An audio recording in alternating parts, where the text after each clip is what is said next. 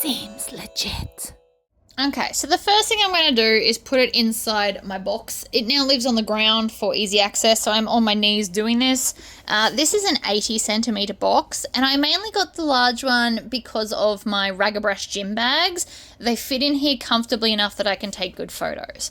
So step one is obviously turning the lights on and up. This comes with like a whole bunch of lights at the top. I love this box. It's also got a hole in the top here, so if you want to look directly down onto a bag, you can do that from the top.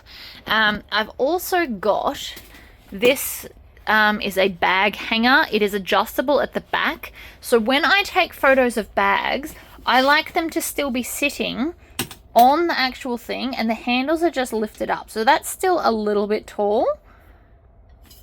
So you can see here, it is in fact quite adjustable. This is really hard to do with one hand. So you can lift it up quite a long way, and if you've got longer bags, that's great too.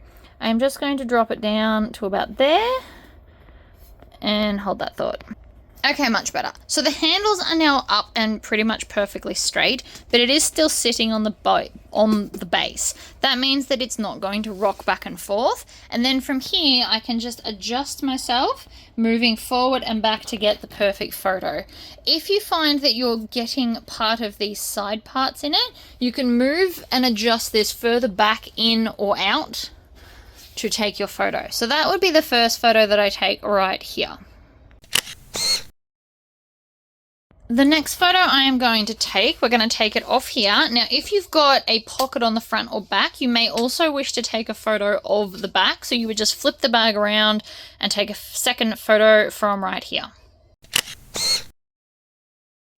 Once your front and back are done, we are actually going to take this, and I like to just store it in the corner here. It's never seen in photos, but it always is nice and handy. If you pack up your box regularly, you won't want to keep that there because it'll fall over. So the next photo we're going to take is I'm going to put this on its side. I've got a bit of dust. Make sure there's no dust, obviously. And then I'm going to put this on an angle like so, to be able to take a photo of the bag feet. People need to know that they're there. You don't want to do a straight on shot like this. It never looks nice. I have personally found that on the angle like this works best, and you just keep your handles kind of back and away. So like that, and then I will take a photo from here.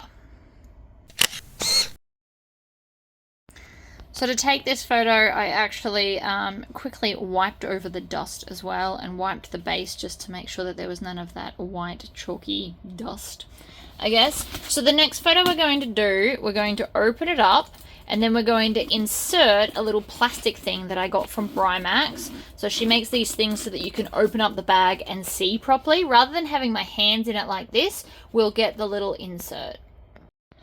Now these come in a whole bunch of sizes. So you can see they're clear plastic with my logo in the middle. So I'm just going to take this middle sized one. Make sure that you can actually read your logo, putting it in the right way.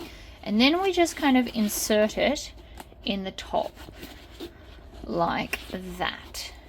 So you can now see, when we look into the bag, you can see everything.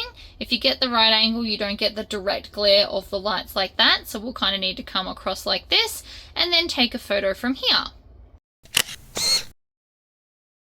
So once I've taken that photo, I usually spin it around, and I'll keep the logo that way so that we understand it's the other side, and then take a photo of the other side, because people need to know if there's a pocket or if it's a plain wall of the bag. I've also turned the lights off, and I'm just going to duck under here to try and hide as much light as possible. And then I might even, from here, so I'm actually outside the box and I've got it mostly closed, and then I will take a photo from here. The last photo I'm going to take is actually on a mannequin, so that people can see in relation to a mannequin how big the bag is, because it's all good and well to write the sizing, but sometimes people like a visual reference. So I find either putting it on the mannequin or putting it next to a common item like a pair of sunglasses or a can of Coke, so something that people can visually recognize and go, okay, that's about how big it is. So I'm going to take one here. I'm going to make sure I don't get all this weird stuff in the video, so I'll have to maneuver around. And because I'm outside, I can also move it around as needed. So that will be the final photo, and then I can upload it onto the website. Now that all my photos are taken, I will go and edit them all so that they are square. That way they fit in Facebook and Instagram and my website nice and easily, and I will adjust the filters accordingly. So I hope this was helpful, and I will see you in the next video. Bye!